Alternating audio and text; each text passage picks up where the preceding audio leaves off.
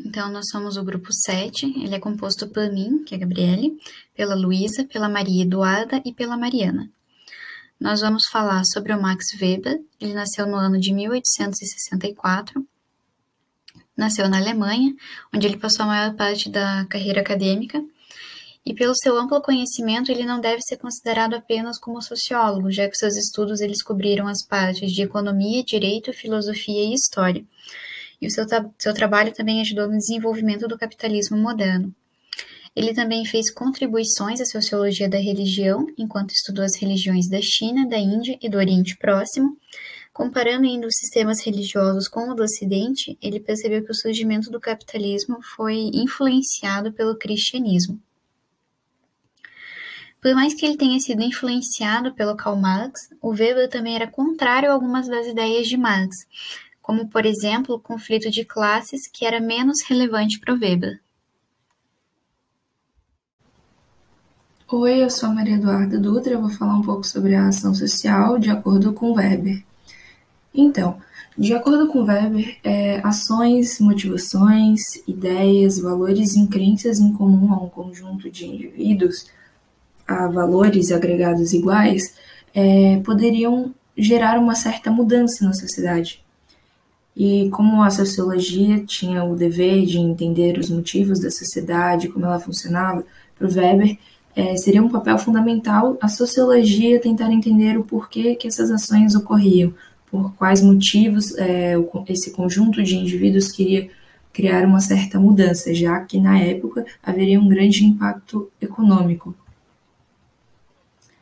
Além disso, de acordo com Weber, cada indivíduo tinha força e habilidade, além da capacidade e vontade para moldar o mundo de acordo com os seus próprios pensamentos, ideias e vontades, diferentemente dos pensamentos de Durkheim e Marx.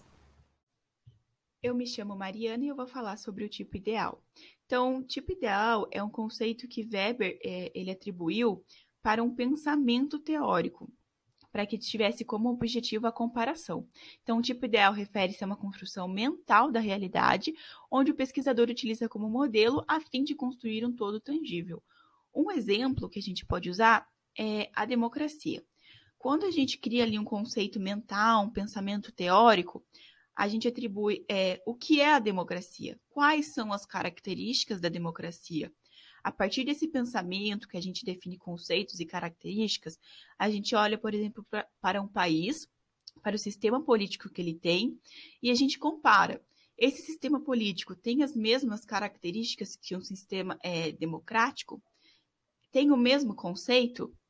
E assim a gente consegue definir se é uma democracia ou não.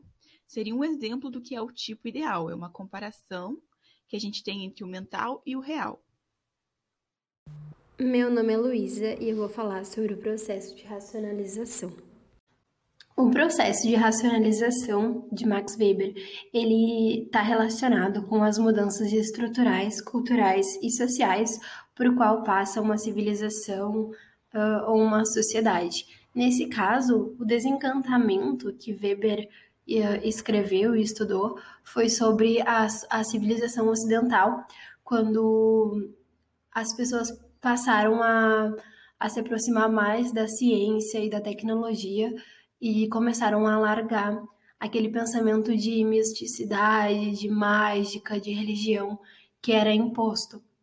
Weber ele tentava compreender quais os impactos da racionalidade na vida social, principalmente nas instituições modernas, que foi o que aconteceu com a Revolução Industrial, o capitalismo e o desenvolvimento de grandes centros urbanos.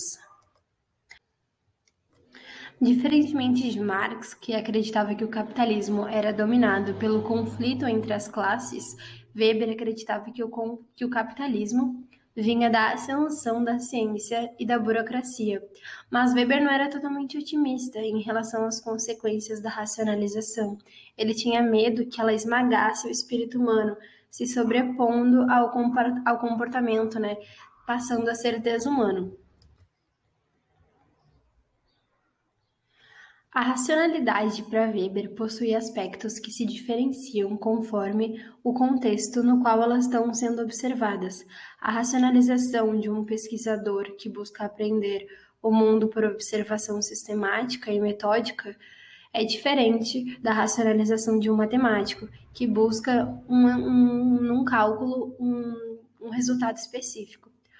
O processo de racionalização, aí ele divide em uma racionalidade formal e uma substantiva. Na formal, a gente consegue ver formas metódicas, fórmulas calculistas, e como exemplo tem o sistema jurídico e econômico das sociedades modernas.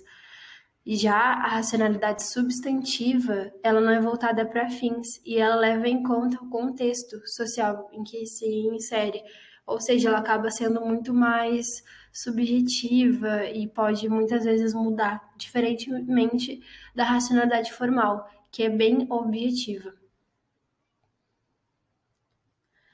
Essas foram as nossas referências usadas.